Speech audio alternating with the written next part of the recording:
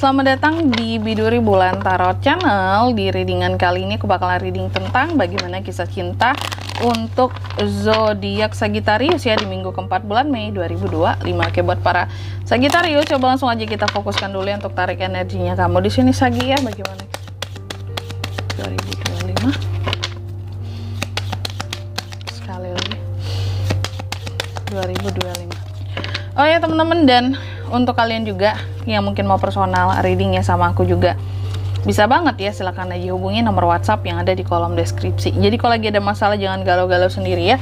Siapa tahu dengan personal reading kamu bisa dapat saran-saran terbaik, plus juga jadi tahu tentang fakta baru yang akan terungkap dari permasalahan yang sedang kamu miliki ya. Langsung aja buat Sagittarius di kartu yang pertama. Aku lihat kamu ada potensi kehadiran orang baru yang bisa membuka pintu hatimu, kunci hatimu di minggu keempat ini. Welcoming love ya, bertemu dengan seseorang yang baru yang bisa membuka hatimu. Mungkin kalian akan merasa cocok nantinya untuk bersama, kayak perfect gitu ya. Lalu yang kedua, di sini aku lihat ada juga beberapa dari Sagi ini yang ternyata ada juga yang mencoba untuk lari gitu loh dari seseorang ya. Kamu merasa seseorang di sini terlalu ego gitu ya, terlalu keras kepala juga. Jadi sebelum terlalu deket atau terlanjur dalam hubungannya, kamu kayak oke, aku tinggalin aja deh, aku nggak sanggup, ego banget nih orang gitu ya. Lalu yang ketiga di sini tuh kan aku lihat ada juga selanjutnya beberapa dari Sagi ini yang sepertinya juga masih ketergantungan cara hati dan perasaan terhadap seseorang, atau mungkin seseorang terhadap kamu di sini masih ketergantungan cara perasaan. Bisa jadi ini adalah orang yang kamu tinggalkan ya. Ada isu takut ditinggalkan oleh kamu. Nah, ini lebih cocok kali ya gitu Sagi. Selanjutnya mari kita lihat bagaimana situasi dan kondisi percintaan Sagittarius Kak di minggu keempat Mei seperti apa sih?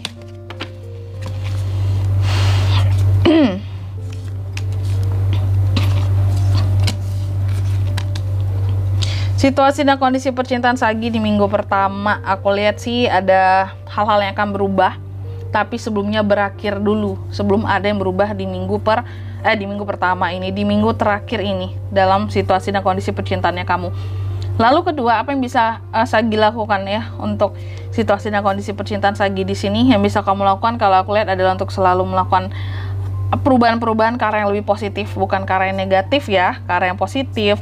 Terus juga bebaskan dirimu, lepaskan dirimu dari hal-hal yang selama ini mengekang, membelenggu gitu ya, atau buat kamu jadi nggak nyaman. Terus juga recovery ya dari hal-hal yang bikin sakit ya, membuat kamu jadi merasa sakit ataupun terluka dari atau dalam kisah cintanya kamu. Karena kenapa sesuatu berakhir pasti ada yang nggak enak dong gitu, terpaksa harus dilepaskan ya. Lalu yang ketiga yang jangan dilakukan di sini Kak, jangan terlalu mudah tergoda terhadap apapun ya dalam kisah cinta yang kamu di minggu keempat ini. Jangan mudah tergoda dengan seseorang, bujuk rayu yang belum pasti ya. Terus jangan kamu yang kalau aku bilang tuh kayak jangan bukan menambah masalah juga, gimana ya, kayak jangan mudah berkonflik, bermasalah dengan seseorang. Hati-hati, siapa tahu itu jebakan di sini agar membuat kamu jadi terlihat buruk, terlihat jelek di mata orang-orang juga. Hati-hati ya.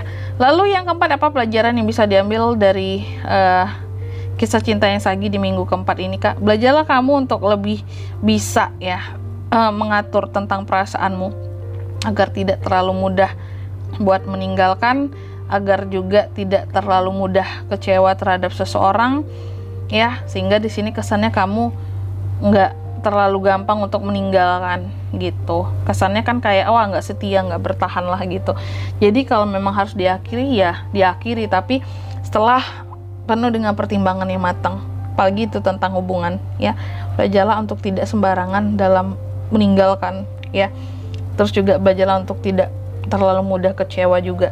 Dan yang kelima, hasil yang dapat dari kisah cinta yang kamu di minggu keempat ini, aku lihat Sagi ada hal-hal yang cukup fluktuatif soal cinta, tapi kamu kalau aku lihat akan bisa beradaptasi ya terhadap hal-hal yang masih naik turun situasi dan kondisinya. Kadang bagus banget, kadang juga jelek banget kisah cintamu di minggu keempat ini ya.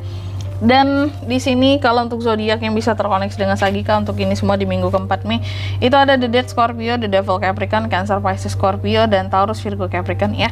Energi paling kuat datangnya dari dua, dari Capricorn dan Scorpio. Selanjutnya inisial nama yang bisa terkoneksi dengan Sagika untuk ini semua di minggu keempat Mei. Yang pertama ada inisial A, lalu ada O, ada D, terus ada P juga ya, dan yang terakhir ada G. Aku ulangi sekali lagi, inisialnya bisa dari A, O, D, P, dan G. Itu aja, oke? Mungkin sampai di sini dulu ya readingan kali ini teman-teman ya, singkat padat dan jelas saja. Semoga resonate ya. Jika tidak resonate berarti bacaan ini bukan untuk kamu, dan semoga bermanfaat tentunya. Dan sampai jumpa di video-video selanjutnya. Bye bye Sagittarius.